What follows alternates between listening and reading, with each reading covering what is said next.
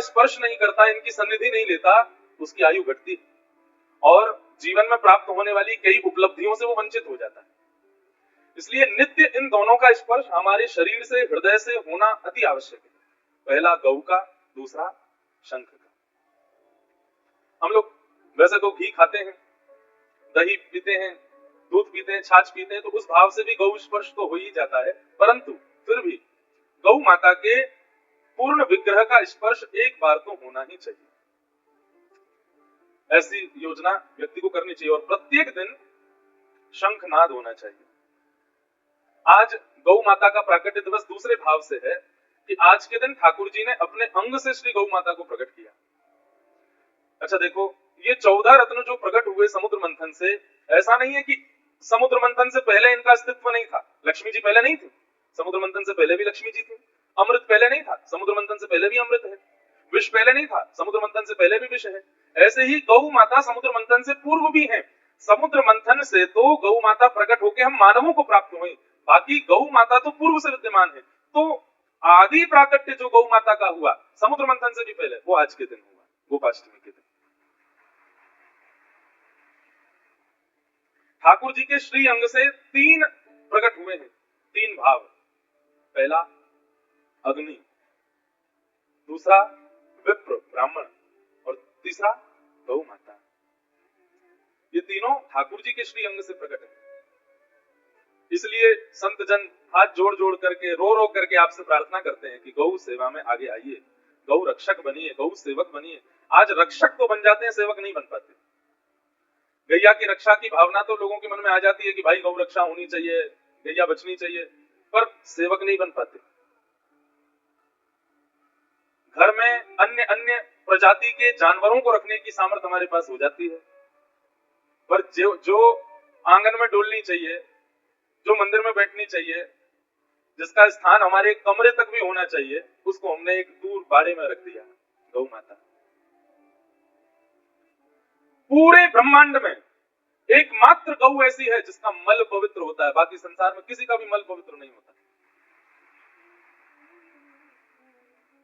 कोई विश्व सुंदर विजेता, विश्व सुंदरी विजेता भी हो जाए, वो भी घृणा की पात्र होती हैं, वो भी घृणा के पात्र हो जाते हैं।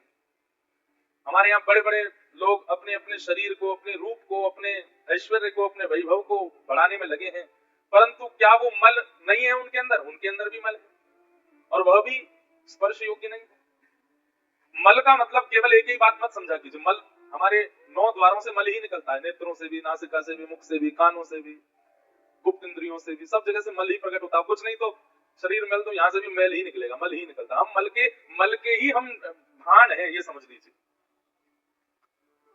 परंतु एकमात्र गौ माता ऐसी है, आप कितनी भी महंगी कालीन बिछा दीजिए, देवता के घर में पूजा करनी पड़ेगी तो आवाहन करना पड़ेगा, अक्षत छोड़ना पड़ेगा, देवता की मूर्ति प्रतिष्ठित करनी पड़ेगी। पर गौ गोबर की सामर्थ्य है कि कहीं उसका लेपन कर दीजिए, देवताओं का आवाहन करने की आवश्यकता नहीं, देवता खुद आते हैं, आकर के बैठते हैं, स्पर्श करते हैं। जिनका सबसे बड़ी विशेषता ही गौ माता की यह है कि जो उपस्थ इंद्रियों से प्रकट होने वाला मलमूत्र पूरी दुनिया का पवित्र होता है, वो उनका परम पवित्र होता है। लोगों की रुचि नहीं बढ़ती, वो बात अलग है। हम ब्राह्मणों में, हम द्विजों में, ब्राह्मण क्षत्रिय वैश्यों में यज्ञोपवीत संस्कार होता है। यज्ञोपवीत पहनने का तब तक अधिकार नहीं है जब तक हम पंचगव्य का सेवन ना कर लें। पंचगव्य में गोबर भी थोड़ा सा सेवन किया जाता है। हमारे यहाँ नियम है कि हम लोग विदेश कथा करने के लिए जाते हैं, तो विदेश से आते ही भारत में जब यहाँ व्यासपीठ पर बैठेंगे उससे पहले हमको पंचगव्य पीना पड़ता है। क्यों? क्योंकि विदेश, वहां पर सामग्रियां शुद्ध नहीं है, पवित्र नहीं है, देसी गौ माता वहां पर नहीं है, उसका गौ गोबर घी नहीं है, और हम लोग कितने दिन वहां रह करके प्रवचन आदि करके आए हैं। तो भारत आते ही पहला तो पंचगव्य सेवन, दूसरा जनेऊ परिवर्तन, ये 2 काम करने पड़ते हैं। पर हम लोग कहते हैं कि विदेशों में गौ हत्या होती है, अब तो भारत में भी होने लगी है, अब क्या करें? मतलब कितना भी बड़ा अपराधी व्यक्ति क्यों ना हो, उसको पूजा में बैठने का अधिकार तब तक नहीं है जब तक पंचगव्य का सेवन ना कर ले। इसलिए पंचगव्य सेवन हमारे शास्त्रों में प्रधान रूप से बताया गया, जिसमें गौमूत्र, गौ गोबर, दूध, घी और दही, इनका मिश्रण किया जाता है। 5 रत्न गैया के, और उसका सेवन किया जाता है, थोड़ा सा दोने में लेकर के उसका सेवन करते हैं। उसके बाद आप इतने पवित्र हैं कि आपको ठाकुर जी भी स्पर्श कर सकते। अभी बद्रीनाथ में कथा हो रही थी तो वहां एक संत हमको मिले, वो वहीं रह करके भजन करते हैं। तो मैंने उनसे पूछा, एक बंधुआ एक नियम बनाइए, कभी भी किसी तीर्थ में जाओ, कभी भी किसी धाम में जाओ, आप अपने कोटा में भी रहते हो, संतों को ढूंढ ढूंढ करके चुपचाप बिना प्रचार के उनके पास जाके थोड़ी वार्ता किया करो, उनसे उनके नियम पूछा करो, उनसे कुछ उनके अनुभव पूछा करो, बहुत कुछ प्राप्त होता है। हमारे पास तो जो कुछ भी है संतों का ही है। तो बद्रीनाथ में एक महापुरुष के पास हम गए और हमने जाके पूछा, मैंने महाराज जी बहुत देर बात होती रही, आप कैसे रहते हैं, क्या पाते हैं बताए। हिमालय में एक जड़ी बूटी होती है, उसको पा लेते हैं तो कम से कम 10 दिन भूख नहीं लगती, बस पानी पी लो उसमें काम चल जाता है।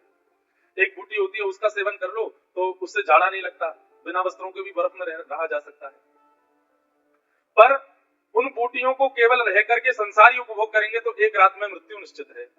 उसके बाद तो योग, तप, जप, ब्रह्मचर्य इनका पालन करना जरूरी है, नहीं तो वो जड़ी बूटियां भीतर जाएंगी तो नष्ट कर देंगी। तो ऐसे वो भूख पर विजय प्राप्त करते हैं, ऐसे वो निद्रा पर विजय प्राप्त करते हैं, सर्दी पर विजय प्राप्त करते हैं। सब बातें होती नहीं। अंत में मैंने धीरे से पूछा, मैंने महाराज जी बद्रीनाथ को हमारे शास्त्रों में एक नाम से और कहा जाता है, अनुभव भूमि। क्या नाम? अनुभव भूमि। अगर ठाकुर जी का, देवताओं का, गंधर्वों का अनुभव किसी व्यक्ति को बिना जप, नियम, तप, अनुष्ठान के अगर कहीं होगा तो बद्रीनाथ में हो जाएगा। आपने तप भी ना किया हो, आपने जप भी ना किया हो, आप केवल बद्रीनाथ में 15-20 दिन रहने लगो, डोलते डोलते डोलते आपको कभी ना कभी कोई ना कोई अनुभव तो होगा। वहां अनुभव होते हैं। तो हमने महाराज जी से पूछा, मैंने महाराज जी आपको कभी कोई अनुभव हुआ? तो महाराज जी कहते हैं एक बार हुआ। हमने कहा उसके बाद क्यों नहीं हुआ? तो उन्होंने एक बात कही और वो मेरे मन में ऐसी मतलब खलबली सी हुई उस बात को सुनकर के। वे कहते हैं, ध्यान से सुनिएगा, कि देव पुरुषों को, ऋषि पुरुषों को और भगवत प्राप्त जो हो जाते हैं उनको हम मानवों से घृणा होती है। हम मानवों का आचरण, हम मानवों का भोजन, हम मानवों की रहनी सहनी, वार्ता, हृदय की स्थिति, वो सब दूर से देखते हैं। और दूर से देख करके, अब शब्द तो उन्होंने ऐसा कहा जैसे कई जीव ऐसे हैं, जानवर ऐसे हैं जिनको देख करके हमें घृणा होती है, ऐसे ही हमको देख करके उनको घृणा होती है। और दूसरा, हम लोगों से उनको दुर्गंध आती है, इसलिए देवता हमसे दूर ही रहते हैं। दुर्गंध आती है हम में से, हम चाहे कितना भी इत्र लगावे, परफ्यूम लगाने वालों से तो हजारों किलोमीटर दूर रहते हैं ठाकुर जी। इत्र लगा लो, ठाकुर जी को निवेदित करके चंदन लगा लो, पर अल्कोहल युक्त जो परफ्यूम होते हैं, बहुत लोग लगाते होंगे, वो लोग आज मेरे को हो सकता है कुछ भी नहीं हो, परंतु ये बात सत्य है। अगर आप ठाकुर जी का बनना चाहते हैं जीवन में तो ये बातें लागू हैं। वैसे संसार के खूब बढ़िया बढ़िया बने रहो, कोई दिक्कत नहीं है। जो ठाकुर जी की सेवा करता है उसको सुगंधी लगाने की आवश्यकता नहीं। क्यों? ठाकुर जी को जब लगती है तो उसको भी लग जाती है। ठाकुर जी को जब इत्र लगाया गया तो वही इत्र प्रसादी उसको भी लग जाती है, तो उसको अलग से लगाने की आवश्यकता नहीं। पर वास्तव में अगर मानव किसी सुगंधी का प्रयोग ना करे तो उसकी खुद की पत्नी, खुद के बच्चे भी उसके पास नहीं आवेंगे। इतनी दुर्गंध है हम लोगों के शरीर में। ये तो हमने बड़े पलस्तरों से अपने आप को छुपा रखा है, बहुत बढ़िया बढ़िया बन के घूमते हैं, पर वास्तविकता तो हम लोग इतने पवित्र नहीं। तो देवताओं को मानवों से दुर्गंध आती है, इसलिए वो दूर रहते हैं, स्पर्श नहीं करते। और कहीं मानवों का बहुत झुंड पहुंच जाता है ना, देवता वहां से फिर प्रस्थान कर जाते हैं, बोले कि ओहो अब ये रहने लायक नहीं बची ये जगह। लेकिन अगर मानव पंचगव्य का सेवन करता है, थोड़ा सा गौ गोबर, थोड़ा सा उसमें गौमूत्र, थोड़ा दूध, घी, दही और इसका मिश्रण करके पंचगव्य बना करके और ठाकुर जी के सन्मुख बैठ करके स्नान ध्यान करके नित्य सेवन करता है, कुछ समय बाद उस व्यक्ति के अंदर से जो हमारे प्रश्वेत की दुर्गंध होती है वो आनी भी बंद हो जाएगी। ये सामर्थ्य केवल और केवल भारतीय वेद लक्षणा गौ माता के गोबर और गौमूत्र और पंचगव्य के सेवन से संभव है। हमारे ब्रज में आओ, ऐसे ऐसे महापुरुष अंदर रहते हैं, कंदराओं में, गिरिराज जी की अंदर रहते हैं जंगलों में, और आप उनके यहाँ बैठेंगे आपका उठने का मन नहीं करेगा। उनकी त्वचा का स्पर्श करेंगे ऐसा लगेगा कौन सा ब्यूटी पार्लर है जो इनको इतना सुंदर बनाता है। किसी सुगंधी का प्रयोग नहीं करते, किसी क्रीम का प्रयोग नहीं करते, किसी प्रकार के साबुन का प्रयोग नहीं करते। कैसे इतने सुगंधित हैं? पंचगव्य का सेवन करते। सोचिए, गैया जानवर नहीं है, गैया मैया भी है, लेकिन उससे भी पहले गैया वैद्य है, गाय वैद्य है। एकमात्र ऐसा जीव है इस संसार में जो ऑक्सीजन लेती है और ऑक्सीजन ही देती है, कार्बन डाइऑक्साइड नहीं आता गैया से। 1 किलो घी का अगर हवन कर दे व्यक्ति, तो उससे भी ओजोन लेयर और ना जाने पर्यावरण में कितनी शुद्धि हो जाती है। सब कुछ तो हमें देती है गैया, पर हमने गैया के मूल्य को नहीं समझा। गाय की ऐसी स्थिति कर दी कि आज भारत में जो भी धर्म में ह्रास हो रहा है, परिवारों में ह्रास हो रहा है। कल यहाँ के सब हमारे संघ के प्रांत प्रचारक गण और आदि सब लोग आए थे। ये लोग इतना परिश्रम कर रहे हैं, घर घर जाकर के लोगों को चेता रहे हैं, हिंदुत्व के बारे में बता रहे हैं, कुटुंब संबोधन संवर्धन सबके विषय में कह रहे हैं। ये सब आवश्यक नहीं था हमारे लिए, क्यों होने लगा? क्योंकि भगवान के द्वारा प्रदत्त की गई सबसे पहली निधि गैया का हमने अपमान किया। गाय की हमने स्थिति नहीं जानी, उनसे ज्यादा योग्य उन जीवों को मान लिया जो मांसाहारी हैं, उन जीवों को मान लिया जो एक जगह विष्ठा कर लेते हैं, तो वहां पर 100 बार ब्राह्मण जाकर के यज्ञ करेगा तब वो स्थान पवित्र होता है। उनको तो हम अपने बेड पे सुलाते हैं। मैं बहुत बोलूंगा तो कई कथा मेरी सुनने वाले लोग भी और कराने वाले लोग भी, लेकिन मुझे इससे चिंता क्यों होनी चाहिए? 28 प्रकार का एक नरक है, उस नरक में जाना पड़ता है उस जीव को इतना ज्यादा अपने समीप रखने से। प्रेम करो, सबको प्रेम करो, पर घर में स्थान केवल गाय को दिया जा सकता और किसी को नहीं। हमारे एलन ग्रुप वाले, हमारे मानना परिवार ने, ये जो गैया आज जिनका हम पूजन कर रहे थे, इनको क्या बोलते? कुन्नूर? क्या नाम है इनका? हा? कुन्नूर, कुन्नूर, कुन्नूर, अच्छा पुगनूर। हाँ, नाम गंगा यमुना है, पर ये तिरुपति जी की गैया है, दक्षिण में पुंगनूर गैया।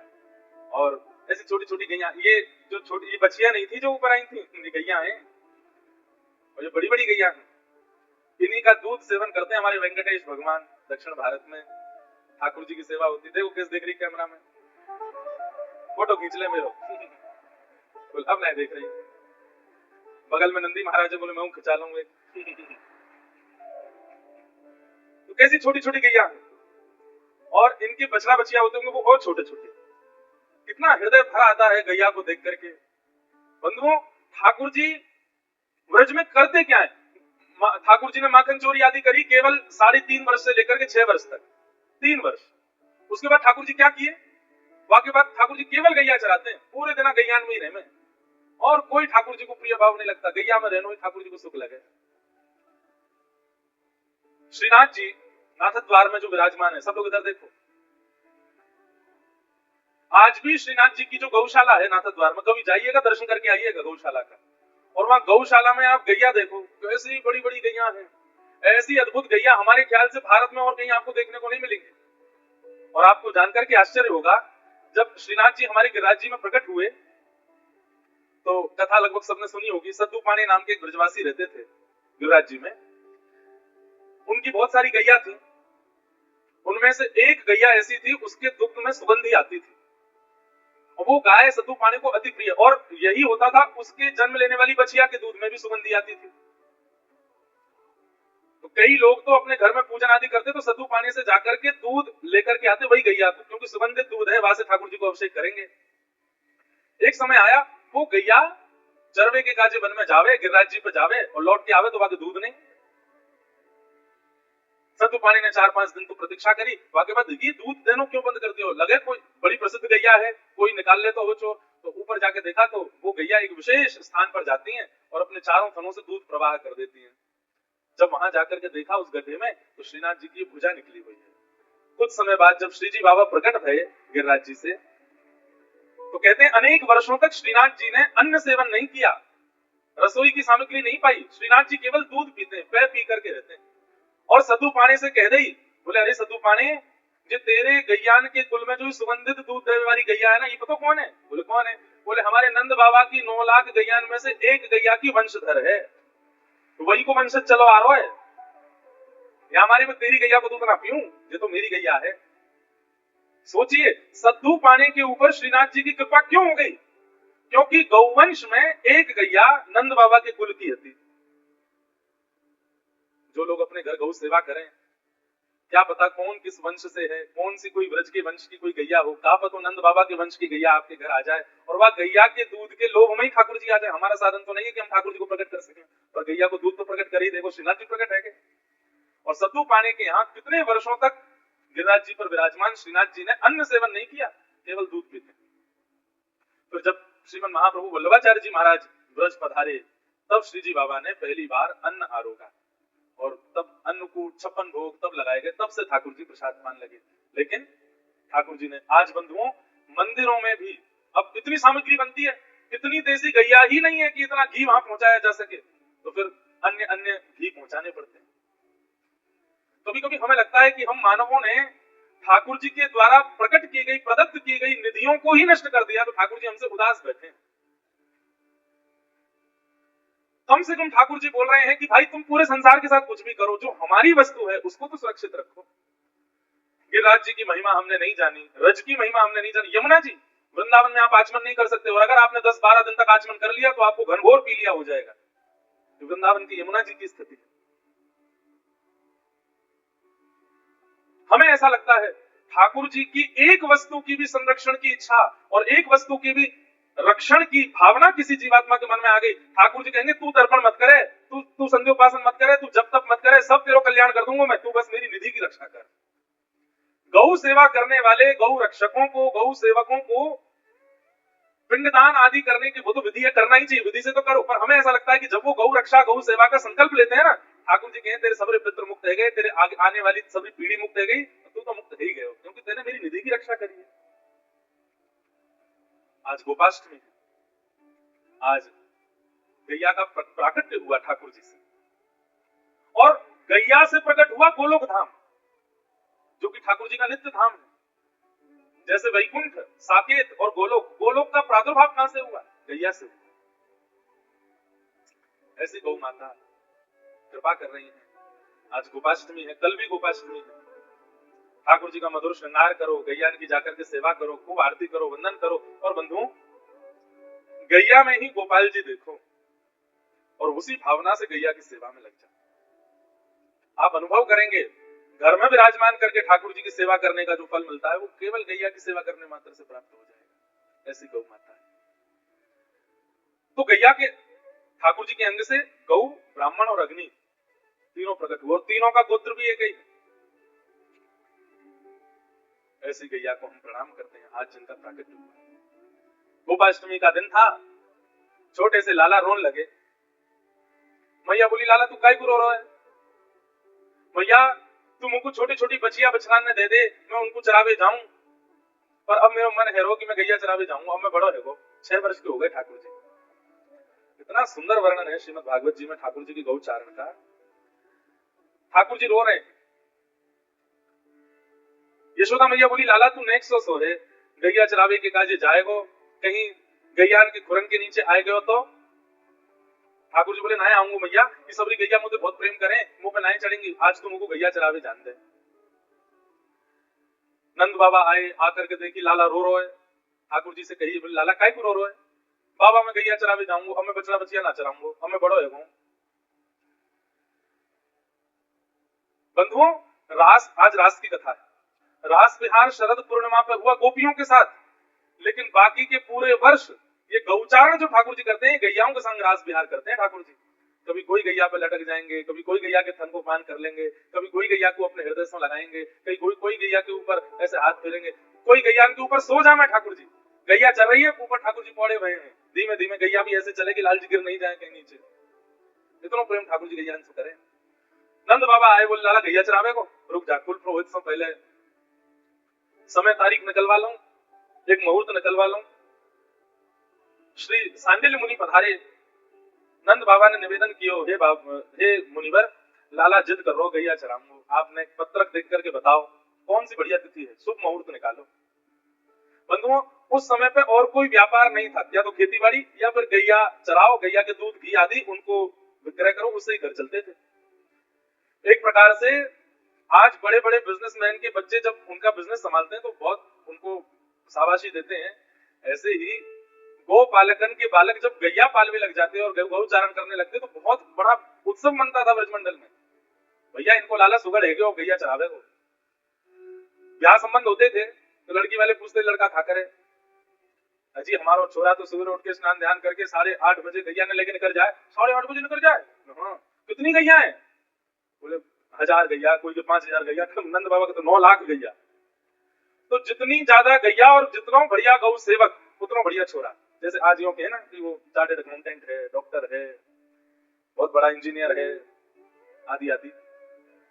तो घर वाले लोग फिर बाकी की चीजों को नजरअंदाज भी कर देते। ठीक है, घर भले ही बड़ा नहीं है लेकिन बेटा डॉक्टर तो है, ब्याह कर दो। ऐसे ही पुराने समय में सोचते थे भले ही खप्पर छप्पर के घर हैं लेकिन गैया चरावे लाला, ब्याह कर दो। छोरी भी अपनी सकीन से मिले, बोले अरे मेरो ब्याह पक्को है, कौन थे गैया चरावे नंदगाम में। अच्छा गैया चरावे, अरे बड़े कूचे घर में जा रही है। आज गऊ चराने वाले को बड़ा ऐसा समझ लिया गया, अरे ये हमारे भारत का सबसे प्रथम व्यापार था गौ चारण करना, और सबसे श्रेष्ठ व्यापार। गैया चराते हैं, घी निकालते, दूध निकालते, फिर उनका विक्रय करवाते हैं, ऐसे ही घर चलते हैं। तो एक प्रकार से गैया चराने को मतलब है कि अब सुगड़ है गयो लाला।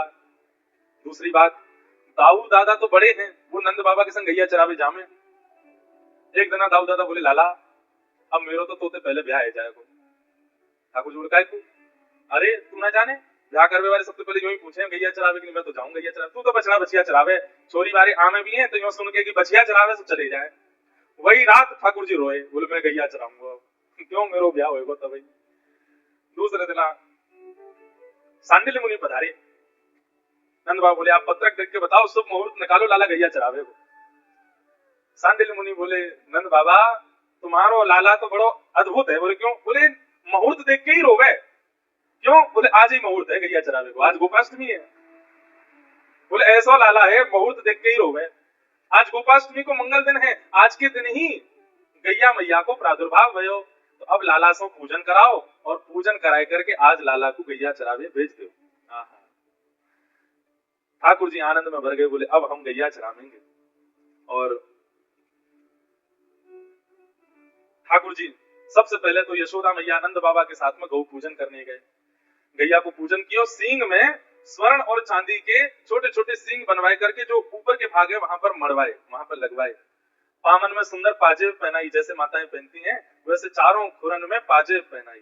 पाजेब पहना करके फिर हल्दी, चंदन और मेहंदी, इनमें हाथ बोर बोर करके गैया के ऊपर थापे लगा करके सुंदर श्रृंगार कियो। गैया के नेत्रन के पास में सुंदर चंदन की आकृति से काजल जैसो लगायो है ठाकुर जी ने। वहां के बाद में फिर गैया के सींग के बीच में यहाँ पे पाग पहनाई, पाग पहना करके वहां में मोती जड़े हैं। सुंदर मैया ने एक साड़ी पहनाई है। ठाकुर जी खूब सारे मोर पिछ लेकर के आए, और मोर पिछ लेकर के जो यहाँ पाग बांधी है वह पाग के बीच में खूब सारे मोर पिछ लगा दिए, तो ऐसे मुकुट बन गयो गैया को। इतनी सुंदर गैया को श्रृंगार भयो। फिर मैया ने सुंदर सुंदर लडुआ बनाए, सुंदर खिचड़ी बनाई, सुंदर बड़ी बड़ी रोटला बनाए, सबन को ले जा करके लाला पवा करके आवे। हर गैया के चरणन में प्रणाम करके 2-2, 3-3, 4-4 परिक्रमा लगा करके ठाकुर जी सबको वंदन करें, सबके चरणन में प्रणाम करें, गौ पूजन कियो। बंधुओं, गैया जिस समय बालक को जन्म दे रही हो, बछड़ा बछिया को जन्म दे रही हो और वो बालक पूर्ण रूपेण बाहर ना आया हो, उस समय यदि गैया की परिक्रमा कर ली जाए तो पृथ्वी परिक्रमा का फल प्राप्त होता है। क्यों? क्योंकि गैया 2 मुखी हो जाती है, एक मुख तो आगे को है, और जब बालक को जन्म दे तो दूसरा मुख भी प्रकट हो जाए, तो 2 मुखी गैया है जाए। वह समय यदि गैया की परिक्रमा कर ली जाए तो पृथ्वी परिक्रमा का फल प्राप्त होता है। और जिस समय वो परिक्रमा हुई उसी समय, जन्म से लेके उस समय तक के समस्त पाप नष्ट हो जाते हैं गैया की परिक्रमा करते हैं। हम कहां तक बताएं, पूरे 7 दिन हमसे गैया की चर्चा सुनते जाओ। और आज जो हम व्यास बने बैठे हैं ना, हमने अपने जीवन में सबसे पहली कथा की द्वारिका में, गुजरात में। द्वारिका में कथा करने के बाद फिर कथा नहीं हुई, तब तक कथा नहीं हुई। जुलाई में पहली कथा करी, मार्च तक कोई कथा नहीं हुई। लोग बात जानते ही नहीं थे। पिताजी महाराज बोलते हम किसी से कहेंगे नहीं कि भाई इनकी कथा कराओ, कोई खुद कहेगा तो सुन ले। तो हम मन में ये होता कि किसको सुनाए। रोज अध्ययन करते थे, गुरुजी पढ़ाते थे, कभी मैया को बैठा के सुनाते, कभी बहनों को बैठा के सुनाते। और घर वाले लोग जो होते हैं वो ज्यादा घास तो डालते नहीं, वो तो उठ के चले जाते, बोले हाँ ठीक है ऐसे बोलते। अब रोज रोज सबको कथा सुनाने बैठा हूं तो सबके किसी के कोई बोर हो गया, कोई किसी का मन भर गया, ऐसे होता। तो हमने अपने गुरुदेव से प्रार्थना की, गुरुदेव कथाएं होती नहीं है, अभी घर वाले कोई सुनते नहीं है, किसको सुनाऊं मैं? तो हमारे गुरुदेव बोले, आपके पूज्य गुरुदेव पिताजी महाराज ने इतनी सुंदर गौशाला बनाई है, इतनी सारी गैया वहां है, वहां जाके गैयाओं को कथा सुनाया करो। और हमारा नियम सुनिए, सुबह 3:30-4 बजे उठ जाते थे, स्नान करते, और यही भागवत जी की पोथी हमारी, इनको लेकर के हृदय से लगा के बढ़िया, जैसे बटुक ब्राह्मण होता, तब 18-19 वर्ष की आयु थी, सुबह सुबह जाते गौशाला, कोहरा पड़ रहा है, सर्दियों का समय, वहां जाकर के गैयाओं के बीच में ही एक तखत लगाते, व्यासपीठ, बढ़िया सुंदर एक अंगीठी जला लेते कोयला की, थोड़ी नकवा में से गर्मी सी आती रहती, और सवेरे सवेरे फिर वहां गैयाओं को कथा सुनाते। 1 दिन 2 दिन 3 दिन के अंदर तो गैयाओं को ऐसी आदत लग गई, अब तो अगर मैं 15-20 मिनट लेट रह जाऊं तो हमारे ग्वारिया बाबा फोन करते, बोले गैया रम्मा रही है, जल्दी आओ। अम्मा अम्मा अम्मा करके चिल्लाती, बोले व्यास जी क्यों नहीं आए अभी तक? हम जाकर के बैठते, जितनी सुबह सुबह सानी होती गैयाओं की, तो सानी करके सब गैया बैठ जाती, ऐसे मुंह चलता रहता, झाग निकलते रहते, और कोई व्यासपीठ पे अपना सिर खुजा रही है, कोई ऐसे बैठी है, खूब प्रेम से वही कथा सुनाते, इतने भाव से कथा सुनती। जिस दिन घर परिवार के किसी उत्सव के कारण हमें बाहर जाना पड़ता और उस दिन कथा नहीं होती, उस दिन गैया 1-1 किलो कम दूध देती थी, बोले क्यों आज कथा नहीं सुनी है? और जब हमने कथा सुनाई तो प्रत्येक गैया के थन में कम से कम 1-1, 2-2 लीटर दूध भर गया कथा सुनने से, नित्य सुनती थी। कई बछड़ा बछियाओं के जन्म हुए कथा के बीच में, महीनों तक सुनाई, तो उनके नाम हम प्रसंगानुसार रख देते थे। एक का जन्म हुआ था जब जड़ भरत जी का प्रसंग चल रहा था, तो उसका बछड़ा का नाम जड़ भरत रखा। एक प्रसंग चल रहा था प्रहलाद जी का, तो प्रहलाद रखा। गोपियों के प्रसंग चल रहे थे तो फिर गोपी एक गैया को नाम धरो। एक श्री जी के प्रसंग में प्रकट भई तो वा को नाम श्री प्रदा रखो। ऐसे कई गैयान के नामकरण भी किए, और 2-4 गैयाओं ने कथा सुनते सुनते परम पद भी प्राप्त किया। एक गैया हमारी बड़ी वयोवृद्ध गैया, बहुत बूढ़ी है गई, और वही पूरी कथा सुनती सामने बैठ के। मैं वही के सामने ही मंच लगा, तो क्योंकि वो हिलती डुलती ज्यादा थी नहीं, बैठी बैठी वही चारा पा लेती थी। तो पूरी कथा लगभग 15 दिन की कथा करी।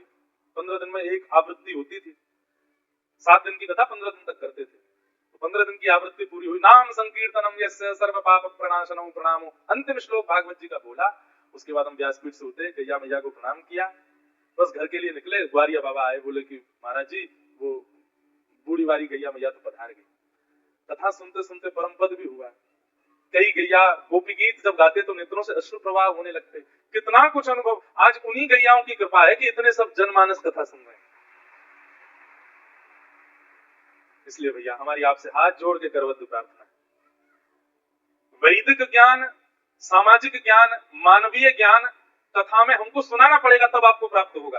पर निर्वैर भाव से, स्वच्छंद भाव से और भगवत भाव से आप गौ सेवा करने लगो, अपने आप समस्त ज्ञान आपके अंदर आने लग जाएगा। इसीलिए वो गौ है।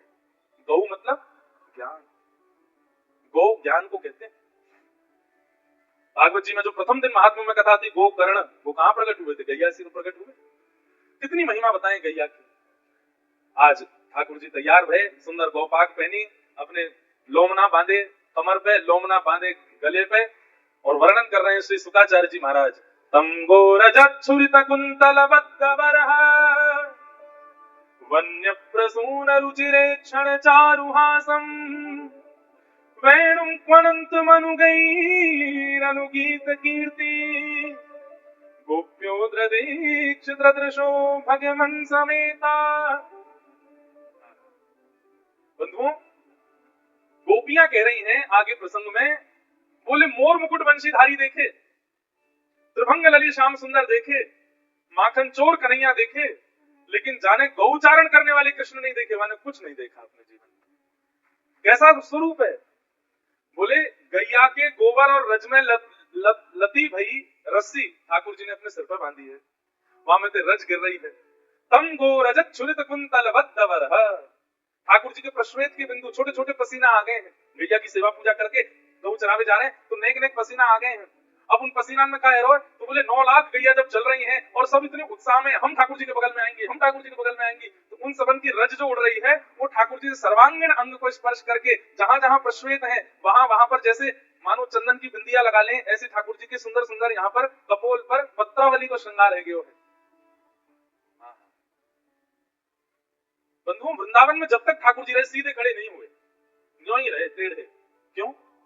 क्योंकि जैसे ही ठाकुर जी अपना एक चरण उठा के दूसरे चरण के बगल में रखे ना, तो सबरे ग्वाला यही ताड़ में रहे कि लाला अपना चरण टेढ़ो करे तो हम नीचे जाकर के सहारो बन जाएंगे।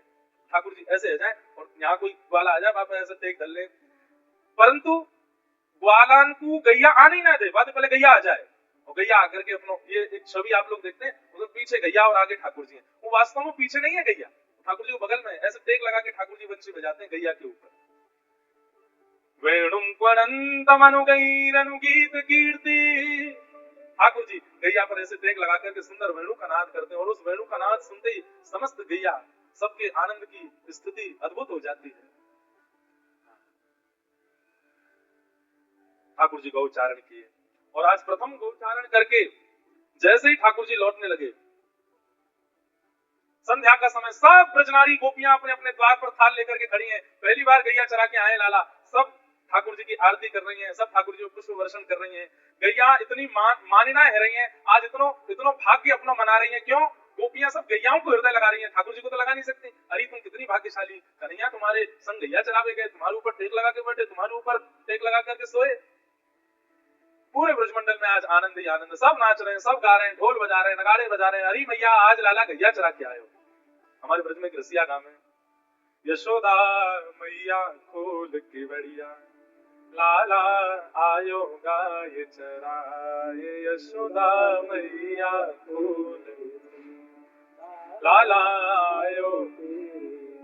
आयो गाय चराए, लाला आयो गाय चराए, हाँ आयो गाय चराए,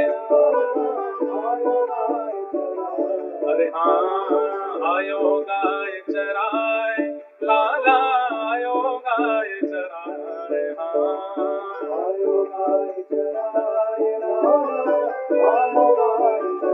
ओ यशोदा मैया खोल के बढ़िया, लाला आयो गाय चराए, यशोदा मैया खोल के बढ़िया, हाँ यशोदा मैया खोल के बढ़िया, लाला आयो गाय चराए।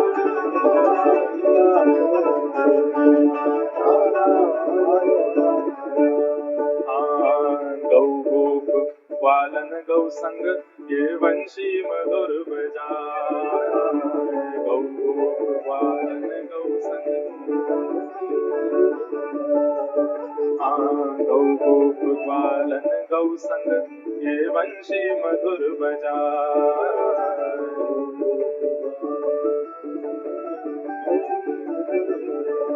ओ सुन गोपी जन मन हर्षित भई चढ़ी अटारी आए, हाँ सुन गोपी जन मन हर्षित भई चढ़ी अटारी, हाँ सुन गोपी जन मन हर्षित भई चढ़ी अटारी जाए, हाँ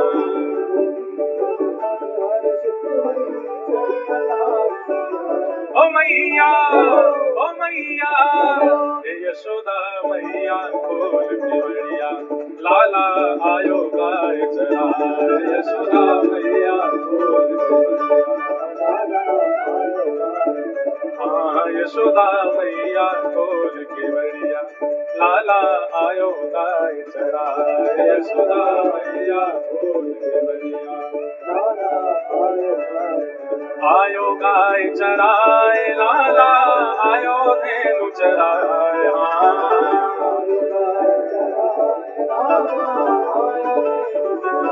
ओ मैया हे यशोदा मैया खोल के बढ़िया, लाला आयो गाय चराए, यशोदा मैया। बोल गोपाल कृष्ण भगवान की।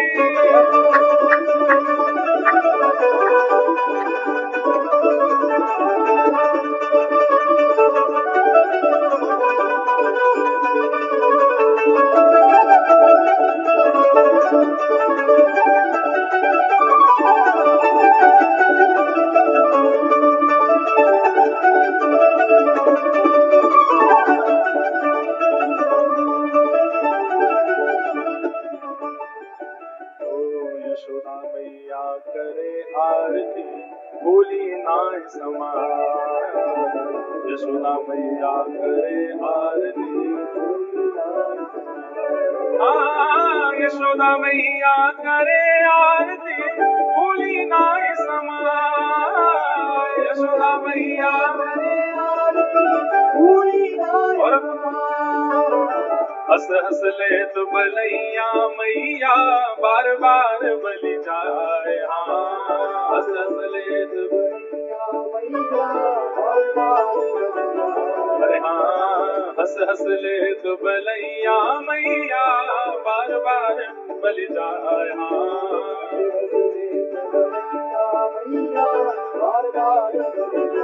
ओ मैया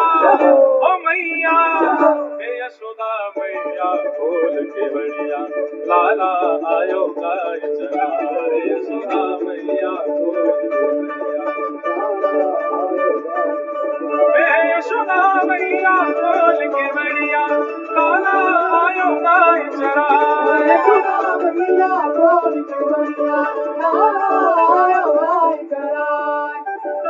खिड़क खोल कर दीनी गैया बछड़ा रहे चुखाया। खिड़क खोल दीनी ठाकुर जी ने गैया चरा करके आए हैं, तो आज ठाकुर जी चरा करके आए तो बछड़ा और बछिया भी उतावले हैं कि इनको दूध पियेंगे हम गैयान को। तो जैसे ही खिड़क में खोली है बछड़ा बछिया ऐसे दौड़े हैं दूध पीवे के काजे महाराज आनंद है क्यों। खिड़क खोल कर दीनी गैया बछड़ा रहे चुखा। खिड़क खोल कर दीनी गैया कारी काजर भौरी धूंगर गौरयो दूध दुहाय। कारी काजर भौरी धूंगर कारी काजर भौरी धूंगर गौरयो दूध दुहाय।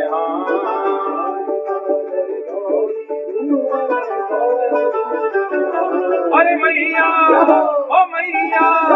ओ यशोदा मैया खोल के बढ़िया लाला आयो गाय चरा। यशोदा मैया खोल के बढ़िया लाला आयो गाय चरा। यशोदा मैया खोल के बढ़िया लाला आयो गाय चरा। यशोदा मैया खोल के बढ़िया लाला आयो गाय चरा। देखो इस पद में पूरी गौचारण लीला है। गैया आ गई, अब जैसे यशोदा मैया दूध दोहन लगी तो कहा है रोए दूध दहाए कहे मन मोहन माखन दे रही मान। दूध दुहाए कहे मन मोहन माखन दे रही। जैसे ही दूध निकाल हुए ठाकुर जी तुरंत हाथ करके बोले भैया गैया चरा के आए हूँ, मुझको तुरंत मक्खन दो, मक्खन खवाओ, आज सब लोग बल लग गए हो गैया चरावे में। दूध दुहाए कहे मन मोहन माखन दे रही मान। दूध दुहाए कहे मन मोहन हे सदलोनी तो होए सवेरो पियो दूध अघाय। सदलोनी तो होए सवेरो। भैया कह रही है लाला सुबह उठते ही 7 लोना मक्खन खावे तू, अब दूध पीवे। अब रोज रोज सुबह शाम मक्खन नहीं चलेगा, वैसे इतना गदमदरा से है गोए, सुबह सुबह मक्खन खायो अब दूध पी। सदलोनी तो होए सवेरो पियो दूध अघाय।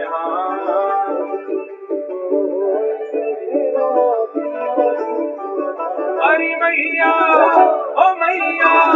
ओ यशोदा मैया खोल के बढ़िया लाला आयो गाय चरा। यशोदा